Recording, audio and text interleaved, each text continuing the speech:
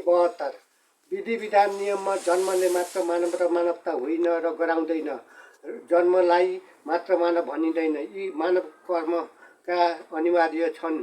तब मात्र मानव विधि विधानमा मानव भन्न हुन्छ र यी मानव कर्महरूका गुण चाहिन्छ। जस्तै मानव कर्मका ज्ञान, मानव कर्मका विवेक, मानव कर्मका सभ्यता, मानव कर्मका आचरण, मानव कर्मका चरित्र, मानव कर्मका निस्वार्थ, मानव कर्मका अहिंसा, मानव कर्मका सत्य र साँचो बोली, मानव कर्मका सत्य साँचो प्रेम, मानव कर्मका शान्ति, मानव कर्मका शुद्ध आहार विहार, मानव कर्मका चोरी नगरेको, मानव कर्मको लुकीछिपी नगरेको अनिवार्य भएमा मात्र मानव भन्न मिल्छ।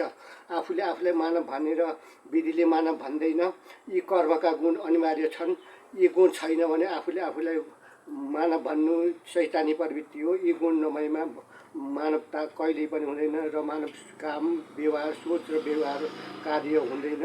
ईश्वर सत्य फल वास्तव स्थान छ पर्वत।